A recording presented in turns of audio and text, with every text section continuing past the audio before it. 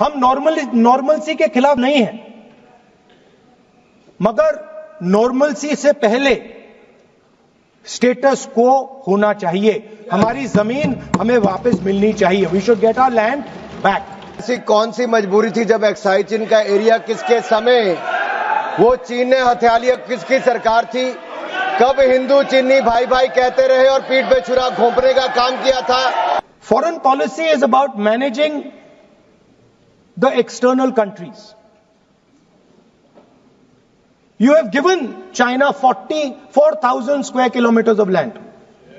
On the other side, our ally suddenly decides to impose tariffs on us, 26%, which is going to completely devastate our economy.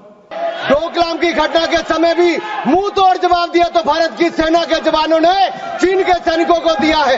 प्रधानमंत्री जी स्वयं सीमा पर भी गए, सेना का मनोबल बढ़ाया। रक्षा मंत्री जी गए, 1 इंच जमीन भी भारत की कोई नहीं हथिया पाया तो भारत की सेना ने वो करके दिखाया, तो मोदी सरकार में करके दिखाया है। Speaker sir, it's a known fact that China is sitting on 4,000 square kilometers of our territory. I was shocked some time back to see that our foreign secretary was cutting a cake with the Chinese ambassador.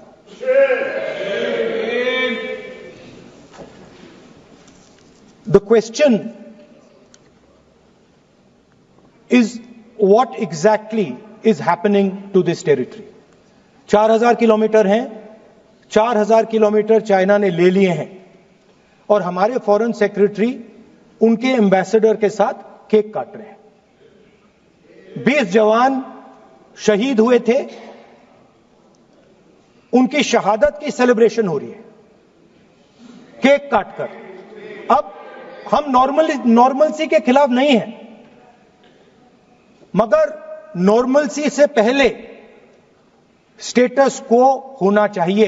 हमारी जमीन हमें वापस मिलनी चाहिए। We should get our land back. It has also come to my notice that the Prime Minister and the President have written to the Chinese. We are not finding out from our own people. It is the Chinese ambassador who is telling the people of India that the Prime Minister of India and the President of India have written to them. Foreign policy is about managing the external countries. You have given China 44,000 square kilometers of land. On the other side, our ally suddenly decides to impose tariffs on us, 26%, which is going to completely devastate our economy. Our auto industry, our pharmaceutical industry, they're all on the line. Agriculture. So I'm wondering, somebody once asked Indira Gandhi ji, in the matter of foreign policy, do you lean left or do you lean right? And Indira Gandhi ji answered, I don't lean left or right, I stand straight. I'm Indian and I stand straight. And the BJP and the RSS have a different philosophy. When asked, do you lean left or do you lean right? They say, no, we bow our head right in front of every foreigner that comes in front of us. Sir, this is something that is in their culture, it is in their history, we know that. But we would like an answer from the government of India. What are you doing about our land? And what are you going to do? What are you going to do about this tariff that our ally has imposed on us? Thank you. माननीय अध्यक्ष जी, एक महत्वपूर्ण विषय जो आपके माध्यम से मैं सदन में उठाना चाहता हूं। जब से भारत आजाद हुआ, तब से हमारी सीमाओं पर रक्षा करने की जिम्मेदारी भारतीय सेनाओं की थी। ऐसी कौन सी मजबूरी थी जब एक्साइज चीन का एरिया किसके समय वो चीन ने हथिया लिया, किसकी सरकार थी? कब हिंदू चीनी भाई भाई कहते रहे और पीठ पे छुरा घोंपने का काम किया था?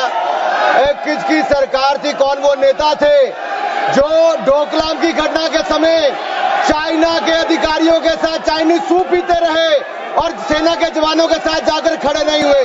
वो कौन सी फाउंडेशन है जिसके चाइना के अधिकारियों से पैसा लिया गया और आज तक जवाब नहीं दिया गया? क्या राजीव गांधी फाउंडेशन ने वो पैसा लिया था?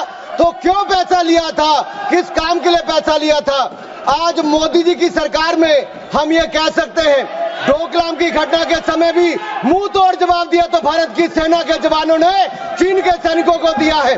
प्रधानमंत्री जी स्वयं सीमा पर भी गए, सेना का मनोबल बढ़ाया। रक्षा मंत्री जी गए, 1 इंच जमीन भी भारत की कोई नहीं हथिया पाया तो भारत की सेना ने वो करके दिखाया, तो मोदी सरकार में करके दिखाया है।